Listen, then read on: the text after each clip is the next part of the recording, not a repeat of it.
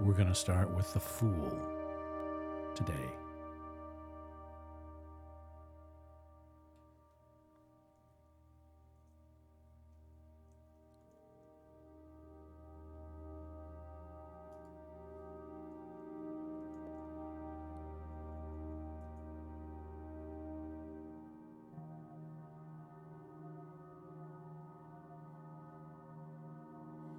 The Fool is the first card in this long story of tarot. So I like the Fool card. There's a dog in it. There's sometimes torn pants. There's a stick with one of those blankets tied to the end to hold stuff.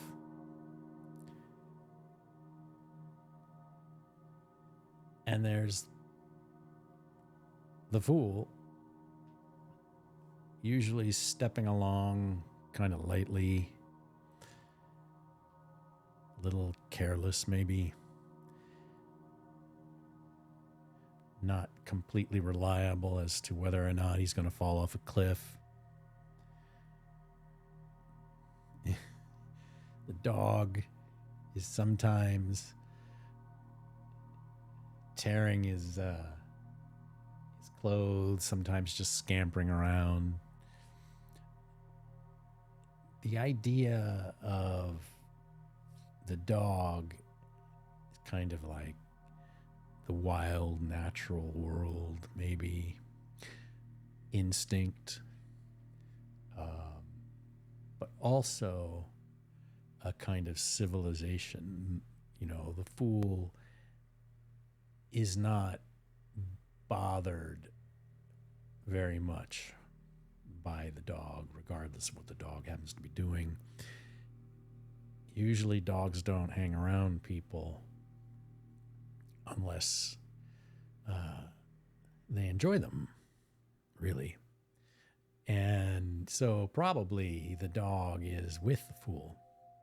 And the Fool is actually, they take care of each other. The two, there must be an exchange. And so it's this interesting idea of the Fool not quite being prepared for his trip or his voyage into the tarot through the major arcana. And he he's the narrator, really. He's kind of like the tarot is the story told by an old guy later recounting the tale of his adventures for his grandkids or something, and how he had so much to learn and how naive he was, and he thought he was setting out on a trip that would last, a 4-hour voyage, It turned into a lifetime's work. And that's interesting. That makes it, that's a really odd starting place for something like tarot. It's kind of off center. It's sort of its genius is to put this rather incapable person right at the head of the whole thing. And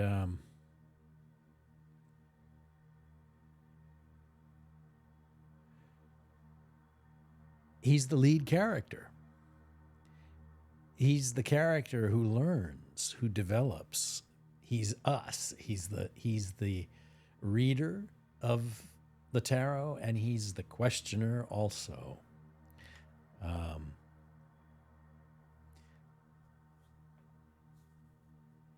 Now, when I sort of approach the Fool, I like what primarily hits me about the Fool is there's some kind of a path, distance, and there's a travel pack, and the dog. The dog is, he kind of, I tried to avoid the dog. I tried to sort of determine that the dog maybe was extraneous, but actually he's not, or she's not. The dog is very important and ended up coming back into what I was doing with tarot. I kind of couldn't avoid it because the dog has he kind of represents a humor. There has to be a little sense of humor in this card. It has to sort of key you in on the tarot, I think, that you're in for something that you have to be careful about getting bogged down in over seriousness and moroseness and super spirituality. Everything has to have a sort of a light touch. And this deck here, and I can actually show it, I'm going to show it on my bright screen. This deck does that. This deck sort of gets that Harlequin quality. And that's another point that I just sort of accidentally make at the moment. The Harlequin, the sort of, he's got these little round things around his neck. It's like the bells of the Harlequin, the entertainer, the comedian, the clown. And that's another thing that's interesting here. That sense of the card, there needs to be a sense of sort of a kind of a joyful, slightly silly approach to things, but knowing full well that there's an enormous, the character is going to learn a lot. We know that the character has enormous amounts to learn about themselves. And so, what did I write about this? I said in my page about this character: seeker, adventurer, new beginning, optimism, freedom, hopeful journey, thirst for knowledge.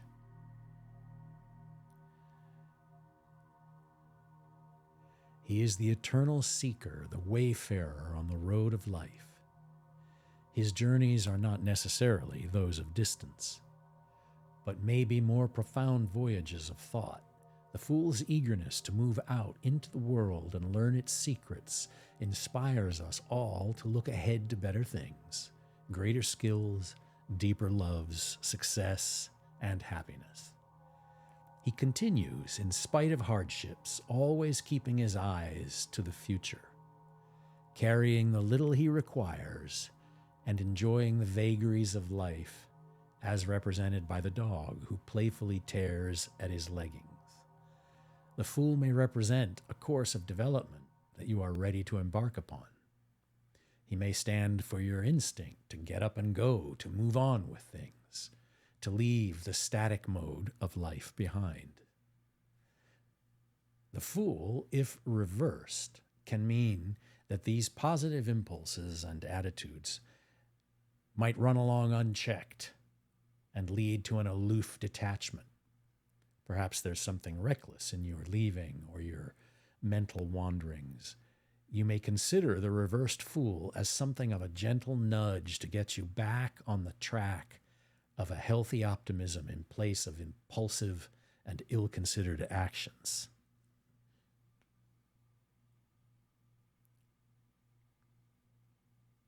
So,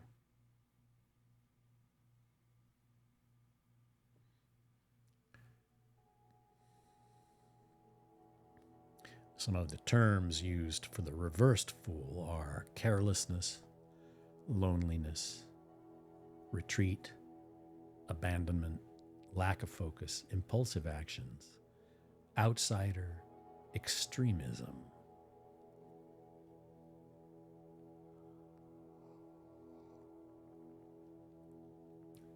I think in many situations today in the modern world, actually, we could solve or to some extent mitigate some of the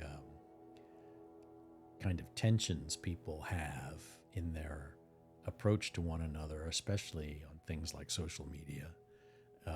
We could just basically show them the Fool card. Just hold it up in your hand. Say, look at this. Isn't this kind of cool? And the Fool card, you can't help but kind of go, you can't help but see the attitude, the perspective.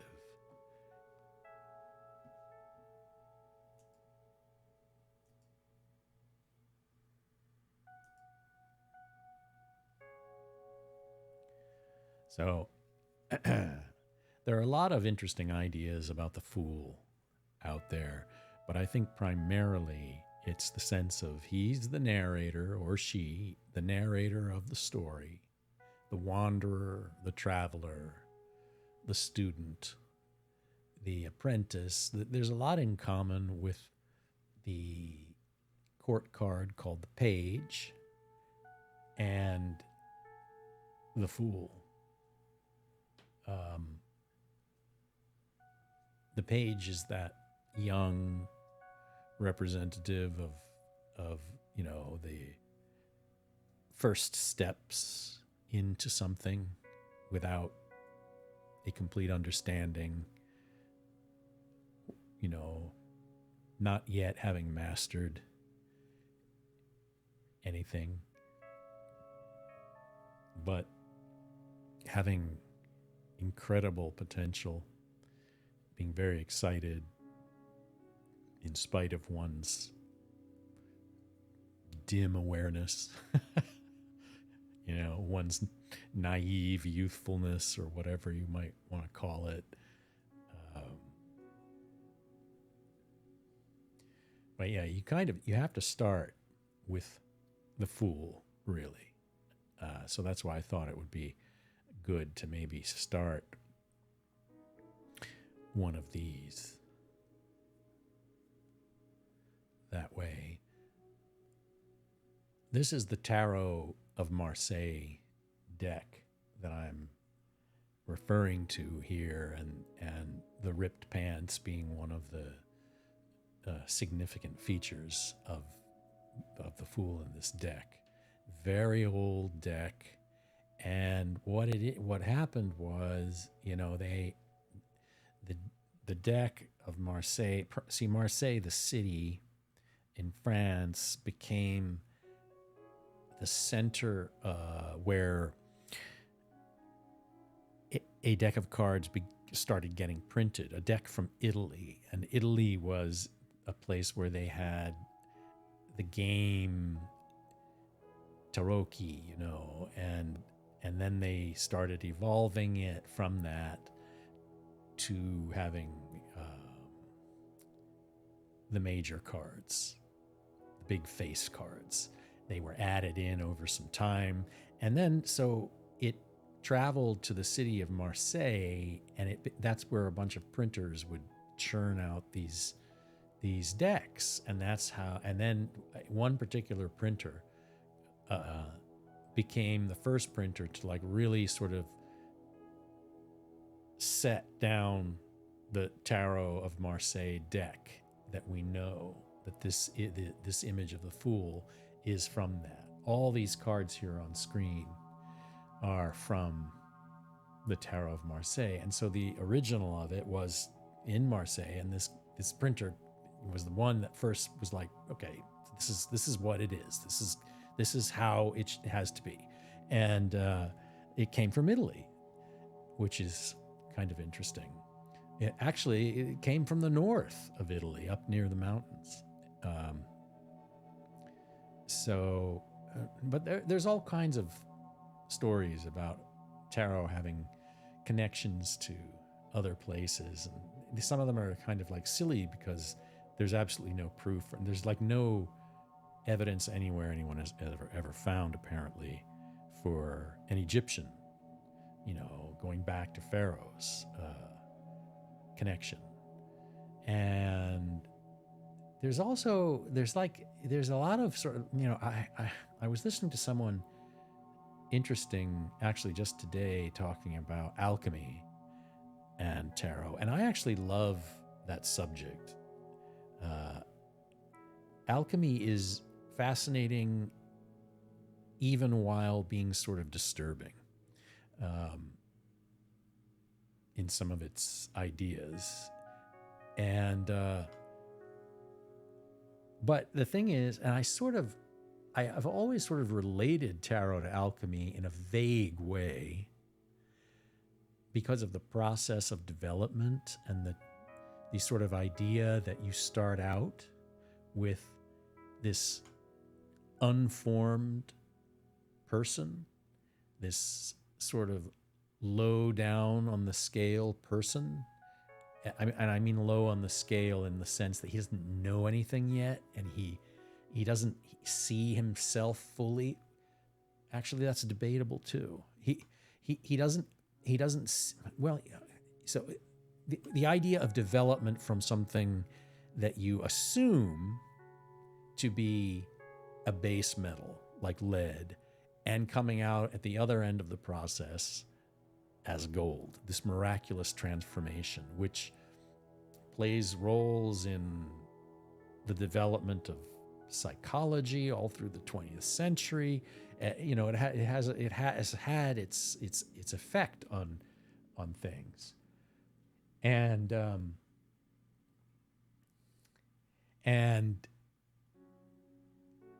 but the connections aren't clear there. They're certainly not definite. They're sort of guessed at, and you kind of have to look at the tarot and alchemy ideas and try and find ways where you can find similarities. But see, you can do that with many things with alchemy, including modern chemistry.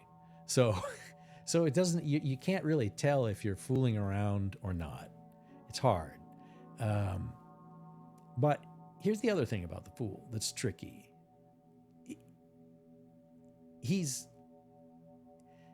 The idea that he has to go through a process to learn about himself and develop and individuate and that kind of thing. Develop his his full self. In other words, like the Buddhists say, you're on the path, and the point is to actually find and experience your true self, which of course is true reality. But you can see in the Fool that perhaps he knows himself just fine right at the start. And that's very possible that he or she, the Fool, is the development. The Fool is where you're going. He's not the start. He's not the Fool. He is actually the self. And the self, these are the picture cards of the self. These are the images that the self shows itself. But the Fool actually has everything he needs right at the beginning. Look, if that dog is with him right at the start, that's kind of all you need to know. Because the dog, really, all the other symbols in the tarot, snakes eating themselves in circles, Ouroboros, whatever, eagles or falcons, it's like there's nothing more important in the tarot deck than that dog. That's the guy you want to be looking at. That's the the animal of the tarot. Um,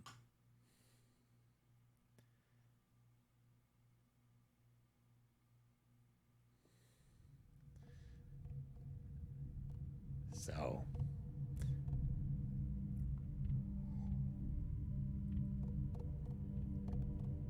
I have Angelic de Moon has arrived. Hello, Angelic. Alchemy is a very old, medieval and somewhat prior, I suppose, its roots, but it's the sort of precursor of modern chemistry. But it was an attempt, and in many ways psychology, because it dealt with they kept talking about metals, transforming metals through a magical process using furnaces and things to convert lead into gold. And if that whole sort of process is thought to represent actually a psychological development, an internal development, a coming to a whole person, and which I really like that kind of thing. Carl Jung was very in tune with people coming to their whole selves and finding very deep archetypal characters and images that are shared by all humans, And probably this fool character is somewhere in there, some kind of an archetype. He must be, because he's so attached to the harlequin, clown, performer image that's sort of consistently there throughout, at least from very early Middle Ages on. So the card is, I don't know, it's like it really sets the tarot off with a bang,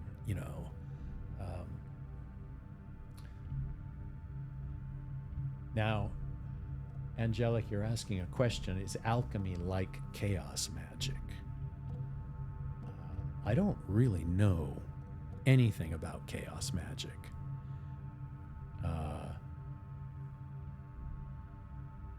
But, with alchemy, you see pictures of devices. You see usually old men with long white beards and robes sitting in their laboratory with like a curving staircase going up, stone walls, lots of vials and tubes around, and flames, and like a furnace burning and smoke, and there's something in a pot or in some kind of a canister that's percolating over the fire, and this is the alchemist trying to mix things together at certain times and keep the heat going, and hopefully they convert into another material, and then that material is combined with something else and it converts, and eventually you arrive at the Philosopher's Stone at some point, and then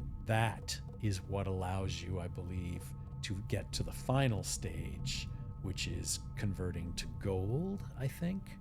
And so it's very much a mental process that they're actually describing in very strange physical terms. It's almost like they were really philosophers, not necessarily trying to find gold.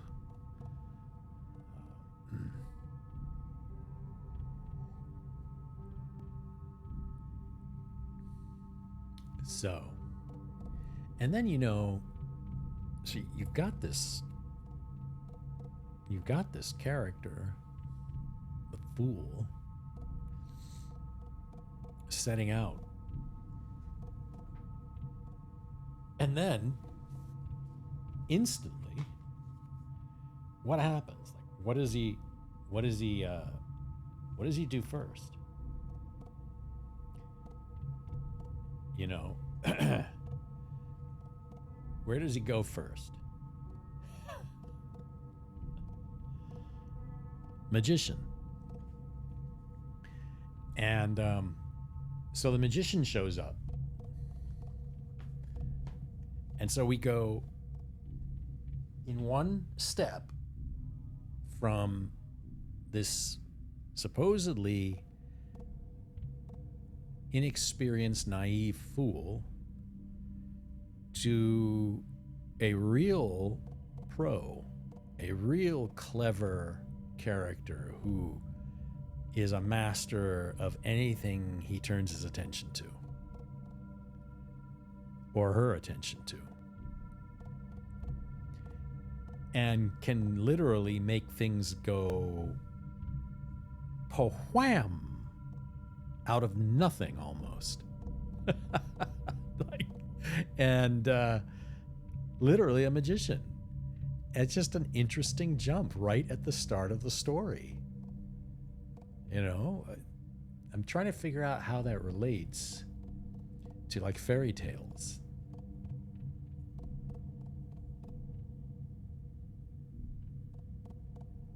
Oh yeah, my coffee mug is very, I know, it's, I know, it's very tall, isn't it? But you know what's interesting? When you make a mug narrow, I find it's got a narrow circumference. It keeps the coffee warm longer because there's less of an open surface area on top to get cold quickly.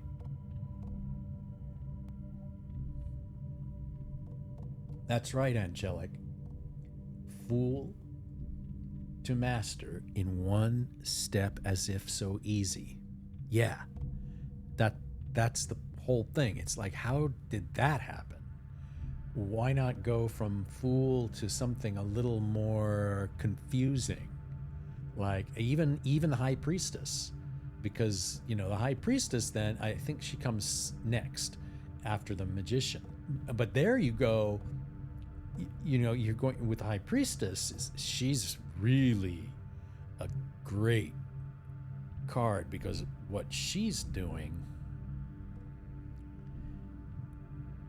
is, and sometimes I think cards are too literal about this. Most decks, they start, but what she's doing is she is sort of able to pass between the unconscious and the conscious. She's able to access dreams. And so she's a very mysterious character. She's able to sort of go in to places where pure instinct reign and come out and communicate things outward. She's able, and it's symbolized, usually she has some kind of a writing, something or other, a pad or something. But that basic idea, without being too nail on the head about it, which some cards do, is the simple idea. It's almost as simple as the experience everyone knows of waking up and not being able to remember the dream, or being able to only remember the very, very slightest whiff of something, and you're trying to remember it and you just can't get a grasp on it. It's like a feather, it's gone. That's, to me, what the high priestess is. She is that ability to communicate with those things that we often can't, and we can't get there. And so I really like that card, actually. And I was drawing that card, and then I did that very early on, and then I went way past it, and then I went back to it and looked at it again and was like, well, I was a little too sloppy on this one. I was a little too quick to say, okay, I did that, and move on from it. So I went back and I kind of very sort of gently worked it a little bit better. But I found that you have to be very careful with that card, because if you're not, it begins to jam up against the High Priest card, or sometimes called the Hierophant. I believe in this deck it's called the Hierophant. I just don't like that word, so I called that card the High Priest. I like having High Priestess and High Priest, but they can't be the same. And there has to be a difference. And you got to be careful, because they're usually about, the High Priestess is sitting there with some sort of a tablet, and she's usually got 2 columns behind her. And the Hierophant, or the High Priest, is sitting there, and he has like a chair behind him, and he's usually got 2 people, I believe, sort of looking up at him. But what I sort of do with those cards to distinguish them is I like to sort of say that the High Priestess has direct access to things that are almost invisible to ourselves, about ourselves, and can bring them out into visibility. Whereas the High Priest has the ability to preserve traditions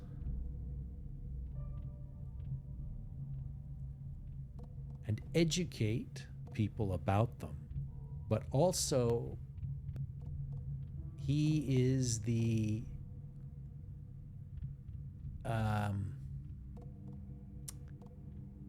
icon worshiper. He is the church maker. The High Priestess doesn't give a damn about a church. The only thing the High Priestess cares about is what she's found and putting it into words or images. The High Priest cares about making the world look a certain way to visualize those things in another way. So the High Priestess is word and communication. The High Priest is objects.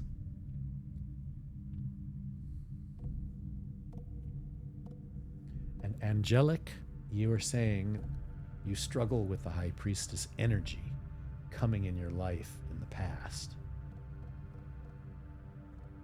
You prefer priestess energy over priest energy. Yeah, you know what's interesting? I actually do too. The High Priest card always sort of disgruntles me. It kind of irritates me. I'm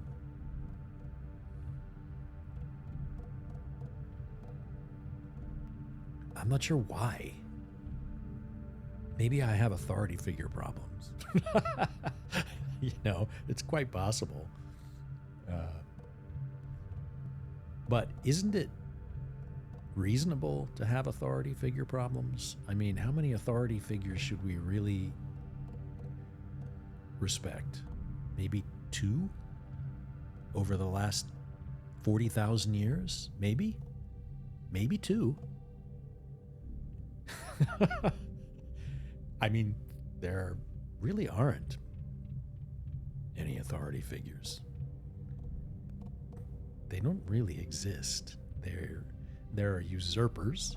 There are fools who want to pretend, who take a certain kind of authority that's, I have a stick and I have the army and you don't, and therefore I have the authority.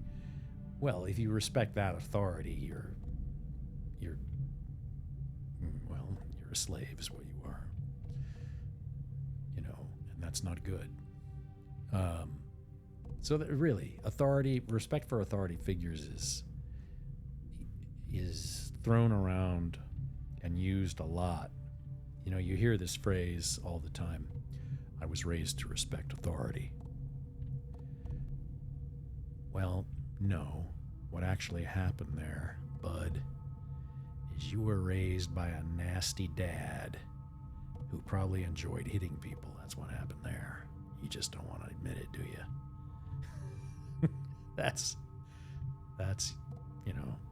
That's where I was raised to respect authority really comes from. You shouldn't be raised to respect authority. You should be raised to question authority. That's the entire bedrock of all democracies. Never respect authority. You respect law. You respect the concept upon which a country is built for freedom, of course. But you question authority. If that weren't true, then we wouldn't have the system we have. Now, that is getting out of tarot. But the whole authority thing actually is very key in tarot. It's mentioned over and over again in tarot. It shows up. That's why you have kings and queens in tarot. That's why you have emperor and empress. They're there. That's why you have the high priest. That's why you have the high priestess. They're anyone who's called high this or that, or emperor, I mean, my gosh, you know that authority is in the equation somewhere.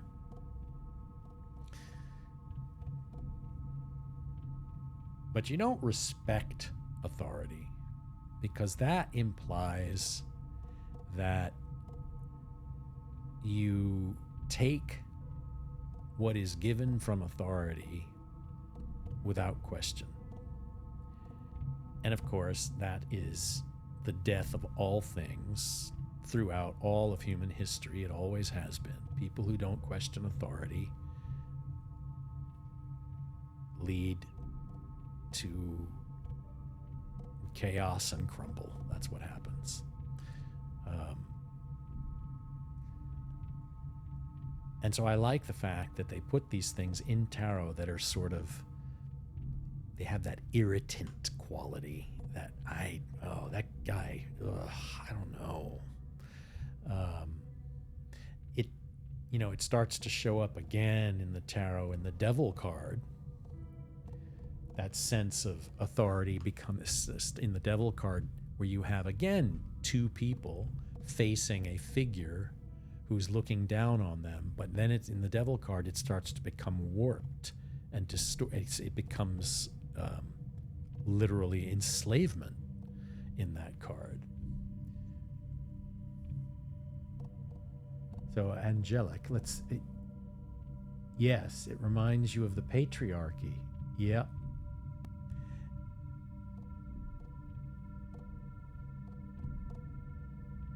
Usurper. So your name actually means, your real life name means usurper.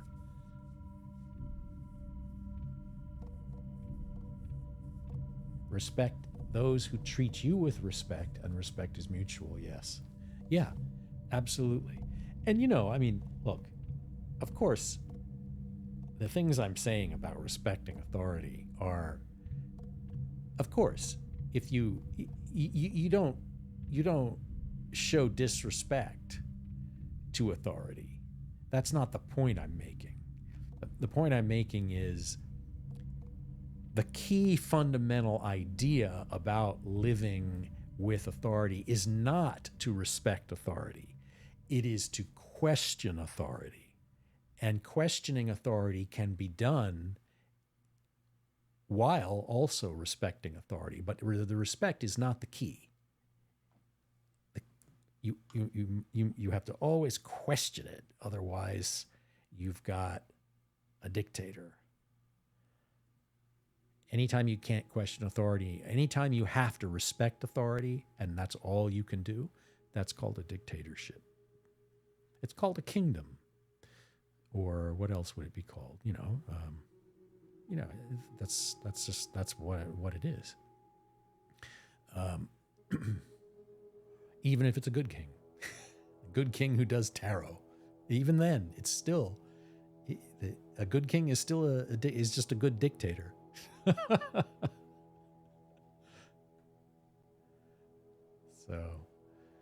But the Fool, in general, as a concept, that card is something that the world could use a lot of. It could use that card sort of on the sides of buses going by.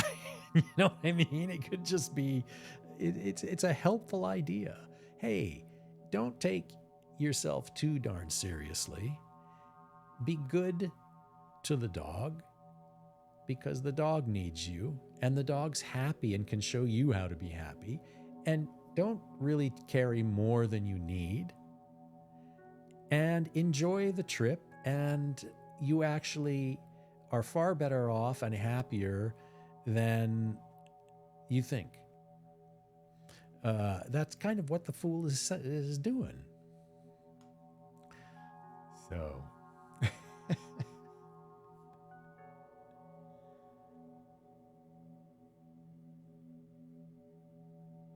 yes, yeah. I mean, you call it a cat. I see a dog, but it doesn't matter. It's either, and plenty of decks put a different animal in. It doesn't matter really what animal it is.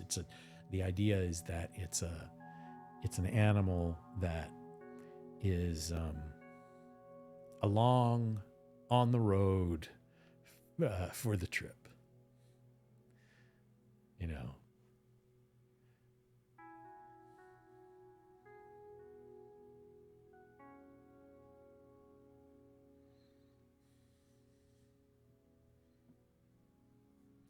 So I did this 10-card Celtic Cross spread, and it wound up putting the Fool in the first position, but reversed. And so that indicates that, the heart of the issue is this sort of a withdrawn quality, perhaps. The crossing card being the two, in the two position being the Ace of Cups. Also reversed. So a repressed energy, a kind of lack of feeling, love dying, squelched emotions, repressed, not being in touch with your feelings, not being able to know what your heart is telling you. And so if the Fool is reversed in the first position, along with this reversal of the Ace of Cups, it indicates a kind of maybe an unhappy, possibly irresponsible withdrawal from the world. Not wanting to set out and enjoy what's to come. Feeling drained, feeling sort of dead. And then the third position card that came up for the unconscious element was the world card reversed. Again, a falling back, withdrawing, wanting to enclose, just focusing on yourself, selfishness, and this unconscious sort of struggle. So this whole 10 card reading that I put up, starts out with this kind of difficult situation of withdrawal, basically. And then in the fourth position, it gets to another reversal for the recent past, or fading influence going into the past, which is the Ace of Wands reversed. Again, more squelched energy, more drain, and no passion. And then in the fifth position, we finally get a right side up card for consciousness and what we're telling ourselves as self-advice. The 10 of Cups. Now, the 10 is as sort of a celebratory finishing of something. So we're telling ourselves, my gosh, I want to feel again. I want to get something. I want to get a rise out of myself. I want to be happy or bad. Even if my gosh, these cards until now, it's like been upside down, this and that, withdrawal, no feeling, isolated in myself, no creative energy, no passion for anything. And then bang, I've got this idea in my head. I want to get to the highest possible feeling and be able to sort of say I'm full of love, but that's what I want. I'm telling myself that's the way a person should be, but I'm certainly not there. And then in the sixth position, which is the future, near future, I get the Moon card, right side up. And here we are in High Priestess territory, where this is the unconscious. This is the dream world emerging. And it's like the force of nature, and it takes you into your kind of dark, unknown parts of yourself. And it's where poetry comes from, but it also can lead to lunacy. But it's a force. When it's right side up, it means that what's coming is something's going to happen.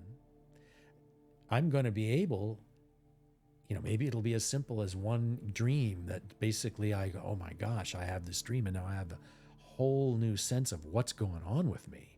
Wow. But the Moon thing is that ability to access intuition and the unconscious, and to delve in and find these very hard to grasp shades that is, like I said, the dream that you can't quite remember. The Moon card represents that kind of energy coming to the forefront and us going into it. It's different than the High Priestess card because it doesn't really talk about, communicating that. It talks about sinking into it and experiencing it. In fact, that's pretty much why there's a pool of water with a crawfish in this deck, particularly coming up to the surface from underneath. But that pool of water indicates you can, it's permeable. You go in there, and that's where it is, and it's coming up. Things are coming up.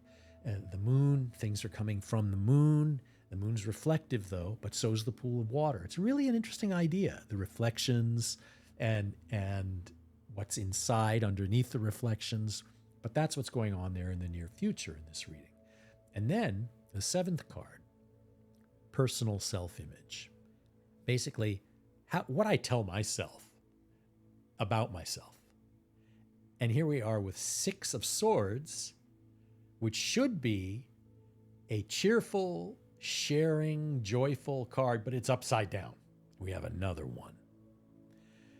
And so again, the thinking is getting all restricted and shut down and insulated, and you don't want to see other points of view, and you just like the upside down world card, the upside down ace of cups. It's all shut down, and I'm just all in my own head.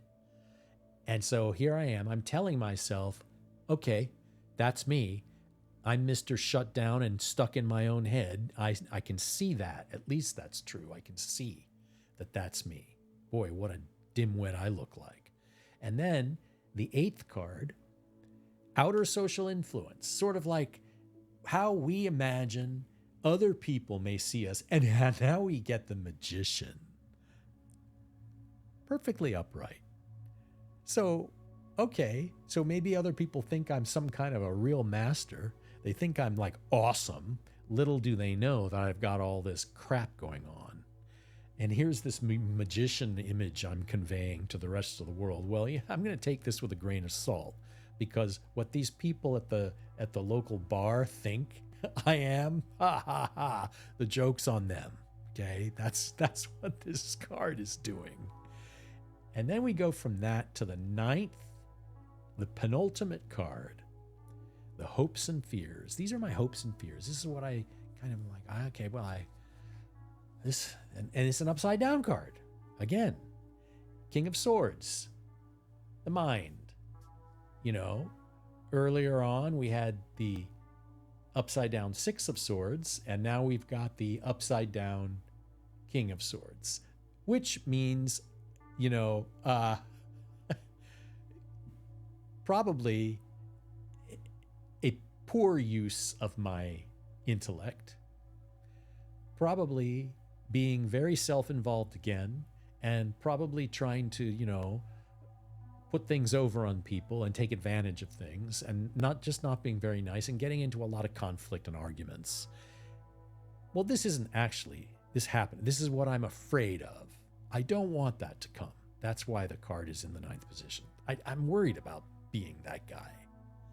Then let's get to the final card, the likely outcome. And guess who shows up here, who I was just talking about before? The High Priestess. But she's upside down. She's supposed to represent inner knowledge and receptivity. But what this card is saying is we're not seeing that inner voice. We're not hearing it, rather. We're not hearing that voice. So it basically is contradicting the moon card in the sixth, in the future position. It's saying, well, yes, there's all this energy coming soon, and maybe you'll sink down into it and experience it, but it could actually not be so great an outcome because you're not paying attention. You don't have any ability to have those things come to light and be understood. That's what the High Priestess is good at. She's good at understanding these shadows. Now we have to qualify her upside downness with the modifier in this Celtic cross spread, which is that fifth conscious card, that card back in the fifth position, which is our self-advice, what we tell ourselves.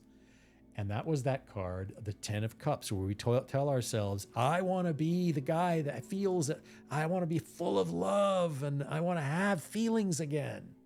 Well, that's a modifier for the last card, for the upside down priestess. So it's saying your chance to get through all of this is to remember what you keep telling yourself, because it is actually correct, to open your heart up and rely on it.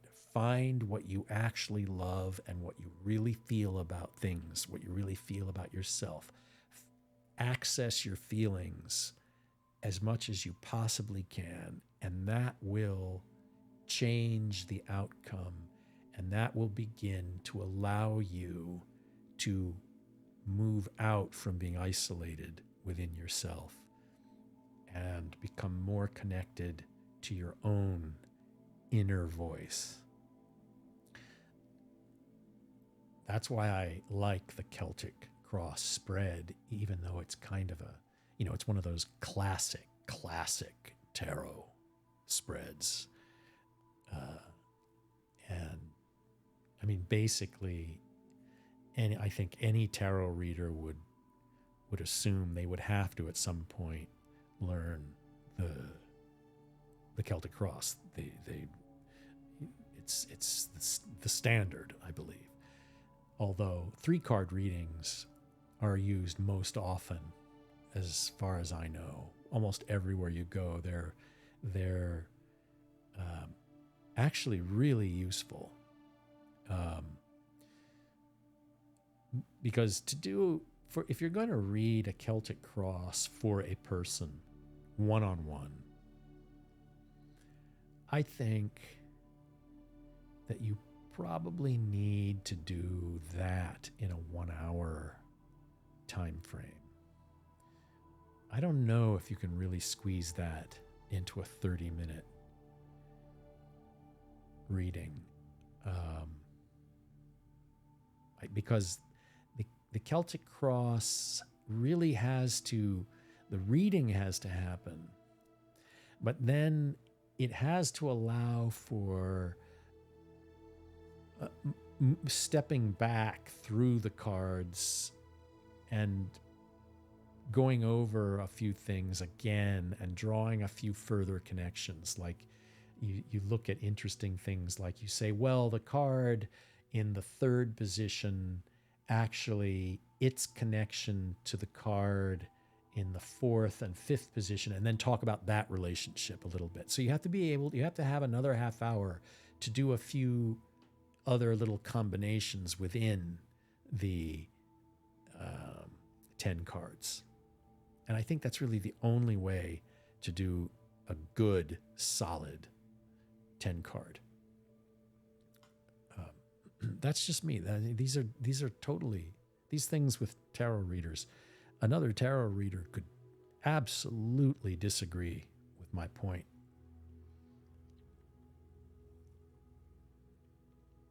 And they would be perfectly right. It is a very unique and individual art, reading tarot. Very highly personal. And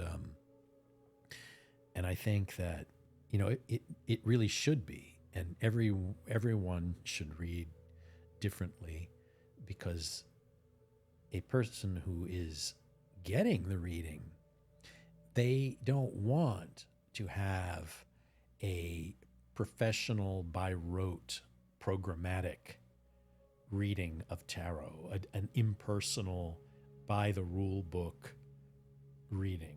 That has no human energy in it. There's no fun in that. You can't just, I would sort of meander around in a reading after going, like I'm doing now. I kind of meander and get hung up on a card and then move on and then go, oh wait, I didn't give that card enough, and then give it a little bit more. And it's a very, very individual thing. Some readers I've noticed,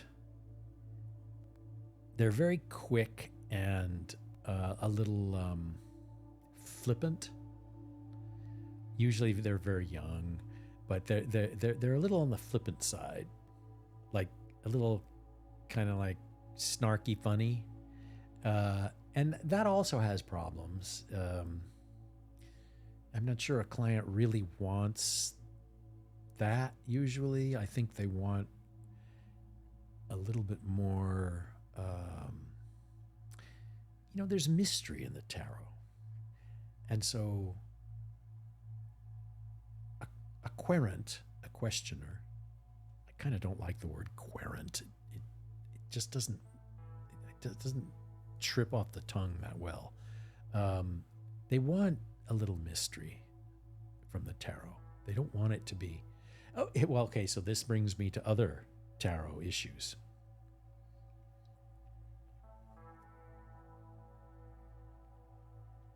You're welcome, Angelic. The Celtic Cross, and I'm going to touch on it more because the Celtic Cross is a huge sort of a story format, and I'm no expert on it. I just like it, and I just think it's cool, and I think that there's a lot to learn about how to do a really good Celtic Cross, and I would kind of like to keep doing it and improving and making the Celtic Cross more dramatic. I think it should be drama. It should because it's sort of like the epic of readings. It's the epic movie of readings, or it's the novel of readings rather than the short story. So I like that a lot about it. So I want to keep pursuing the Celtic Cross because even after I did this, made this thing that's on screen, it's still there's more to know about how to interpret the influence that those cards in that arrangement have on each other in the different positions. It's very it's got enormous possibilities for different connections. Like on the simplest level, that one I keep making about the modifier of the fifth card here, this card, modifying the final outcome card, this one. That connection. But that kind of connection, you can draw connections all over this thing. and work those out and make a fascinating series of connections for the person you're reading for. So you're basically you're building this storybook for the person, and you're kind of the novelist, and you're making this fascinating tale for them that is filled with odd connections and hidden meanings and symbols and that kind of that. This spread is just fantastic for that.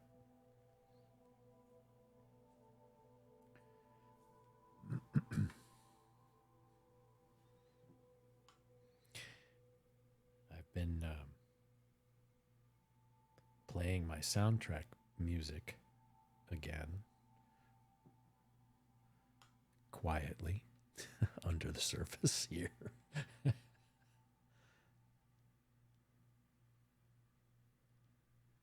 But my intention is to do a podcast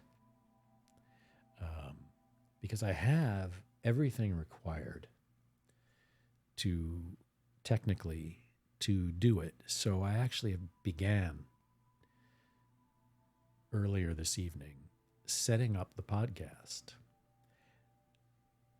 There are some very nice tarot podcasts that you can get on Apple Podcasts. So I was looking through them. I listened to one that was really good. I listened to the entire half hour of it.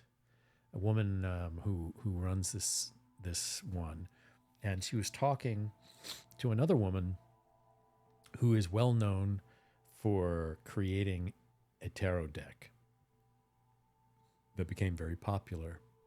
And I listened to the whole thing, which is very unusual for me with a podcast because I found it really interesting, but also I liked the people. The way the woman who ran the podcast was talking, I felt like she was very, really interested in the subject, really liked the person she was interviewing. And I just liked her. And then I also liked the woman who did the tarot deck. She was very, she was talking about how she didn't think when she started doing her deck that she had any business doing it. And I was like, that's pretty cool. That I know that feeling exactly. I know what she's talking about. But then she actually went to a tarot reader, and the tarot reader didn't even know she was doing that, and told her, whatever it is you're doing, you have to just do it and stop worrying, because something you're reading too much and you're worrying that this and that. She was like, stop reading and just do it. And she felt like that freed her to go ahead and do what she did. And then her tarot deck turned out to be this incredibly popular deck, which I was like, right on. That she went through a process that you could, like, it makes for great tarot reading story. You know, she had to deal with very difficult resistances that highly creative artists run up against quite regularly. That self-doubt, that who the hell am I to think I can do this? That's a huge problem for most artists. Who the hell am I? I can't draw worth a damn. Why do I think I can draw a tarot deck? You know? So, but then when somebody actually does it, it can be absolutely incredible. So I'm now going to switch my soundtrack thing over to this one.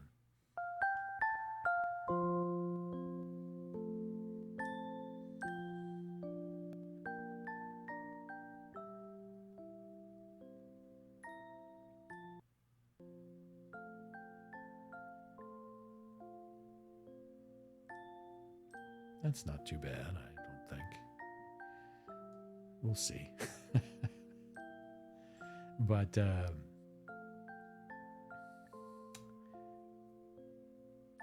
so, yeah, I opened a queue for readings. What I've noticed when I come on here to do readings in the evening, it seems like it takes a good hour or hour and a half before you get a few people who start joining the queue to ask questions. There's like a time thing going on with doing live stuff in the evenings that I still have to get familiar with. So I think basically the approach is to find material to discuss or to talk about or show for the first hour and a half, which is totally good and is actually a perfect sort of segue into the whole podcasting thing. So, as I was saying, I've been setting up this podcast thing, and they've got podcast stuff worked out now really well. Whereas years ago, I used to do it. I did podcasts for stories, audio stories, but it was much more cumbersome to set up. And I remember I was hosting my own files, audio files, on my own web server, and I had to manage the subscription feeds and stuff and submit them. And I said I got it hooked in with Apple, and it's actually still there. Apple still has that stuff, and but But now it's so easy. They have these services, and you just go and you say, okay, give me the free one to start, where it's got these limitations where you can like do a podcast, but you can only put like, I don't know, a certain number of hours of storage of total time each month on and for free, and a few other little things, whatever. But I found one called Podbean that seems to be really good, and their free thing is very, very. I don't even think they have a restriction on the amount. I can't remember, but they might. I think maybe it's 5 hours. But anyway, I figured you start off with the free and see how it goes, because and so far it's been just a few clicks, enter title, put a graphic in there, and you just click a few buttons and it's like, okay, your podcast is ready. Now upload your MP3 file. And I know how to make audio, and I used to do it a lot. In fact, many years ago, I was doing it pretty much every day. But man, these podcast things, you can really create these things so easily now. And then they handle all the stuff for you.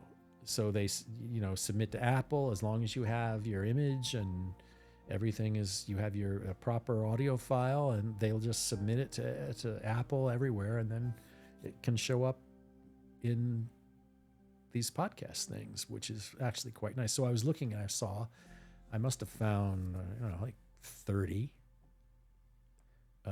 tarot podcasts. So it's clearly a sort of a happening thing that people like to do. It's possible that another one isn't even needed, but it doesn't matter. It's still, these things, you make them and you enjoy that, and you see what happens. And if nothing happens, no harm done. You enjoyed it. At the very minimum, making a tarot podcast or tarot live stream, it clarifies my own ideas, and all it does is teach me more about how to formulate them or verbalize them.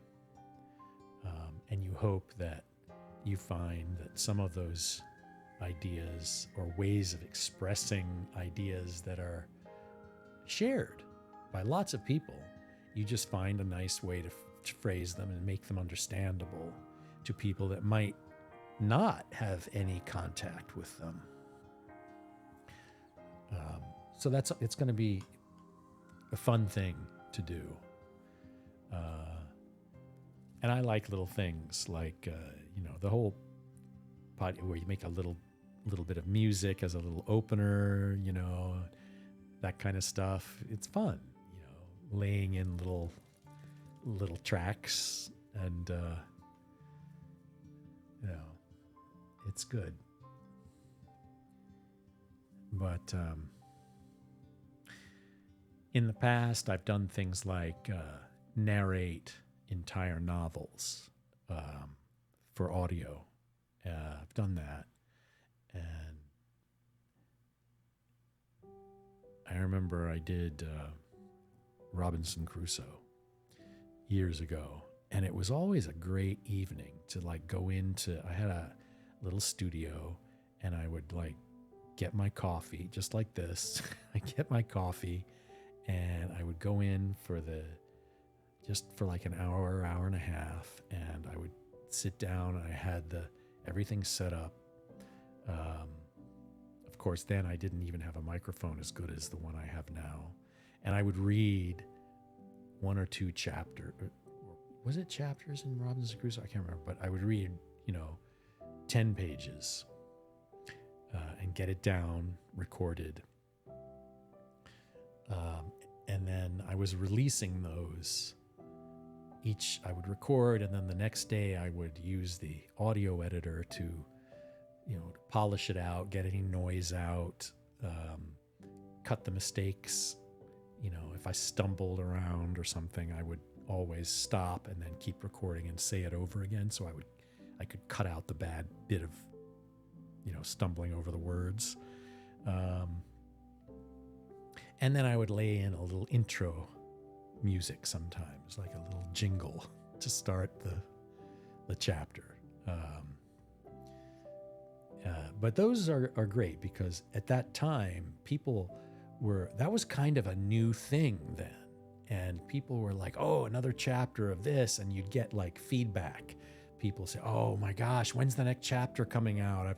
Sometimes there would be like a teacher who would send an email going, our students are so into this and we listen every week, and we noticed that the next chapter hasn't come out yet. And I would write back like, oh yeah, I got really busy and I couldn't do it this week, but don't worry, it's coming out in the next couple of days. And so that was really nice, actually. That was years ago, and now things are like more automated and stuff. But I think a podcast would be a fun thing to do.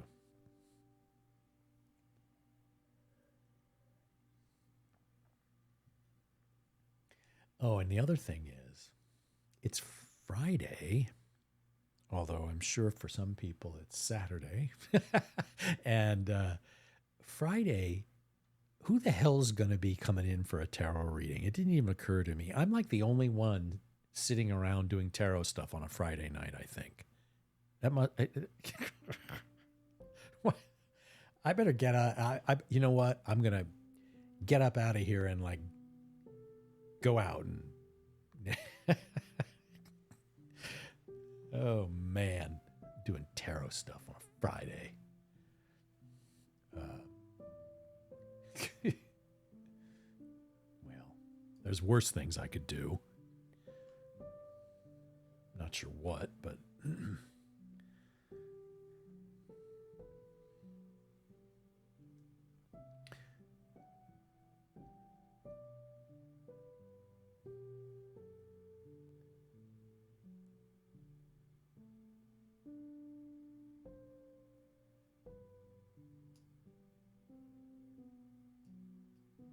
But yeah, I always have this thing about podcasts, like every few months, usually in the evening, I'll sort of get this thing where I'm like, well, it's nice and cozy in here. I'll find a good podcast to kind of put some socks on and put my feet up by the fire and listen. And I'll find a podcast that's so damn good that I'll just listen to it each evening. And so I go sometimes to the science fiction ones. And I'm just not that good at finding them, I guess. And a lot of the podcasts that are like highly recommended, I'm like, I don't know. They're all kind of like real murder stuff. And it's like, really? I don't want to listen to somebody investigate, like interfere with a murder investigation. Why would I want to do that? And or they're kind of like, there's news-based stuff, and I don't know, I'm being silly. There's a wide array of things, but I just have trouble finding ones that I will stick to. But I was surprised today with the tarot one, where I was just like really interested and just right through the whole thing. It's unusual, but I do also like, and sometimes when I find fiction, like short science fiction. Like there's a magazine called Asimov's. They do science fiction. And I found myself wondering why they had readers with bad audio. I thought that was strange.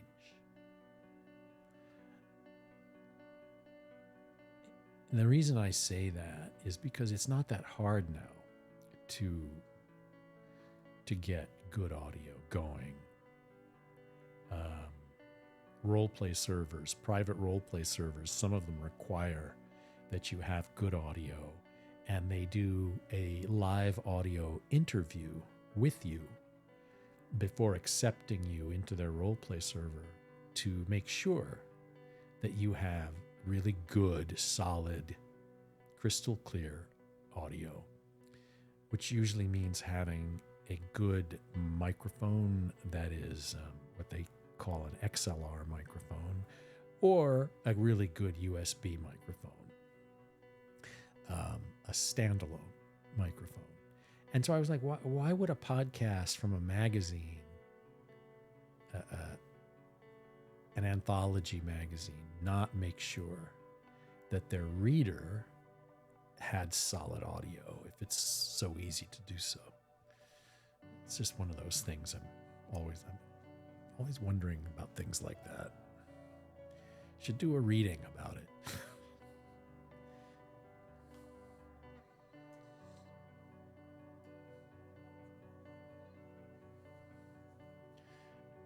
What I'm going to do is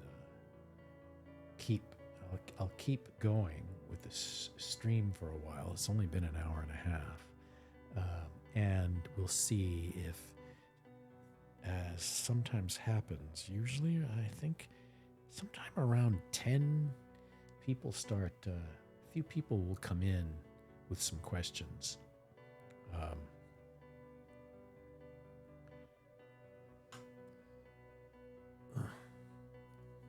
But the more I talk, the thirstier I get.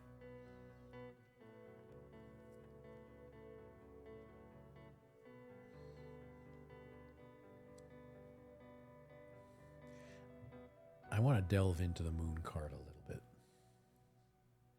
because since it came up in this reading, so I brought it up. I want to read what I wrote about it.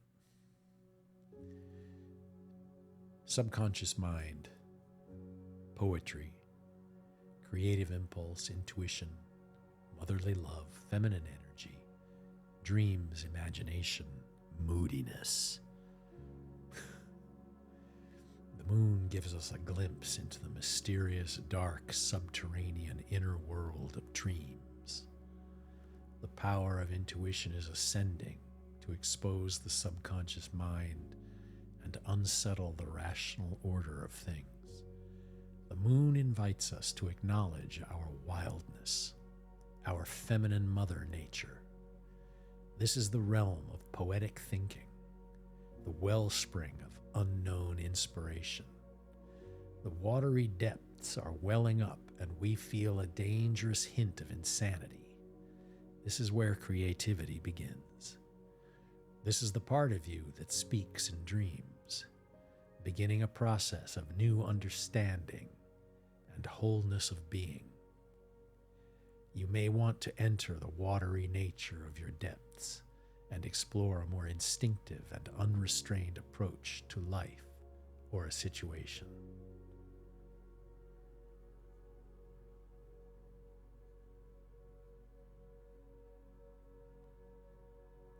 In reversal, the moon uses terms like uncontrolled emotion, fear, restriction, rationality, ignoring intuition, avoiding the subconscious.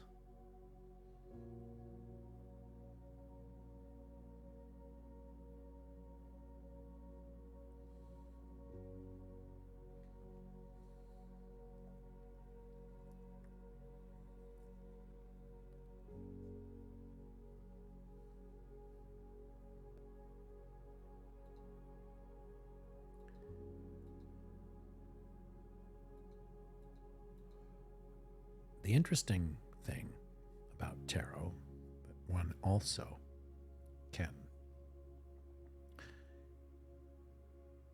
think about, is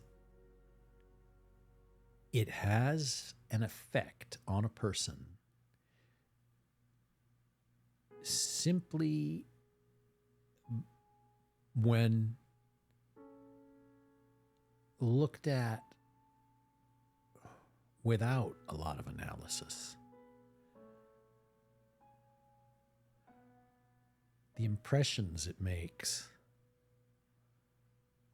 are alone enough to cause some unsettling or some shifting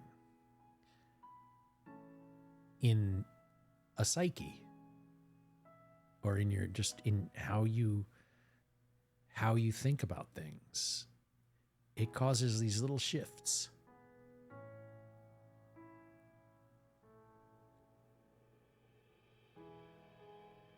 And part of that could be because we decide that it should. We decide that these decks of images should be imbued with the power to cause change. So, in other words, we set aside this category of images and cards, this thing we call tarot, that usually comes in a little box that we stumble across in a store. We set aside that category of objects to have the power to cause inner change. So when we look at these cards, whether or not we fully understand them, whether or not we have advanced degrees in moonology,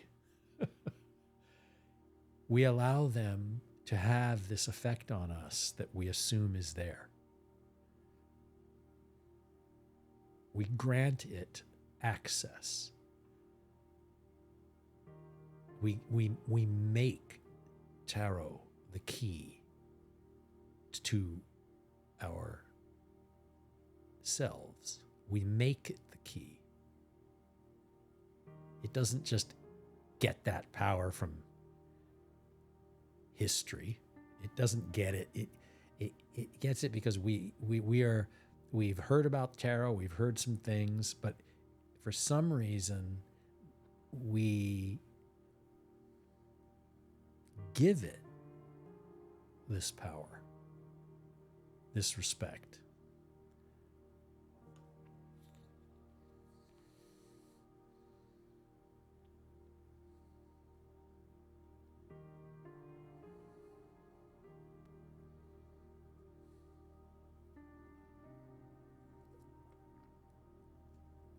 I think that makes a lot of sense. I accidentally thought of that tonight. But it stands to reason. Where else would it get the power from?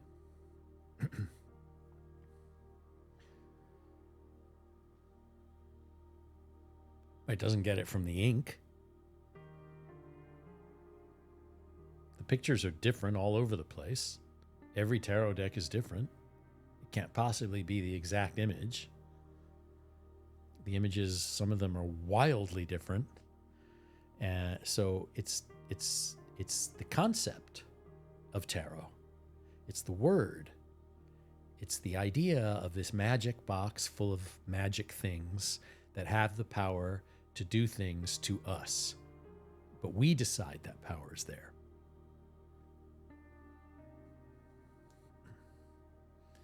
And so another thing I wanted to mention, actually, the last time I was talking about, last night, there's a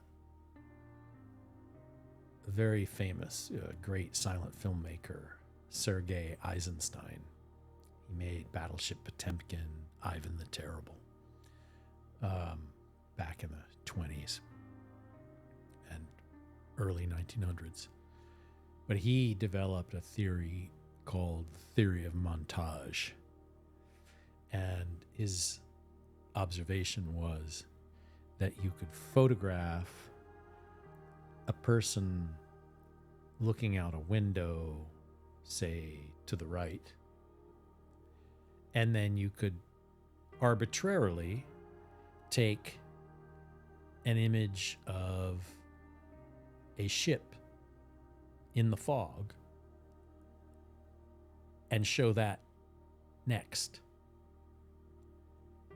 And because the shots are next to each other, you make up in your head a relationship between the person looking out the window to the right and the ship in the fog. And you decide how that person is feeling about that ship in the fog, when in fact, the person looking out the window was photographed in 1908, and the ship in the fog was photographed in 1904, halfway around the world. They have no relationship to each other whatsoever. And so he was the first person to formulate and put down in writing that you can take any images and put them next to each other, and they will create meaning in the eye of the observer. That idea, I think, it always comes into my head when I think of tarot. Because what are we doing with tarot? We're putting images that possibly have nothing to do with one another side by side in various patterns, and we're then making connections. It's very much montage-y, theory of montage.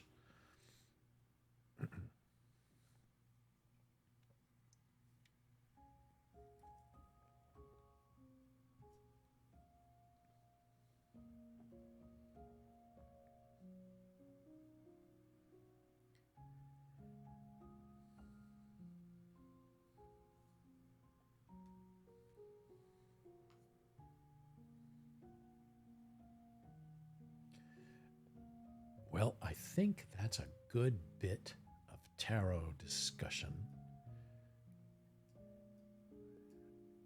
Tarot riffing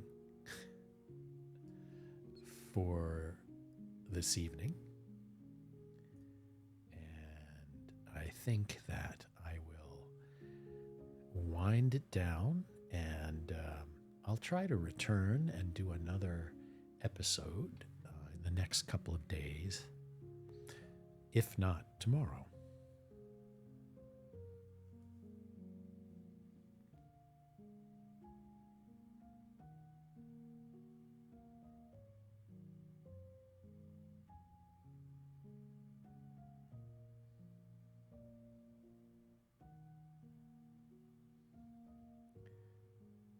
Okay. Thank you very much for listening.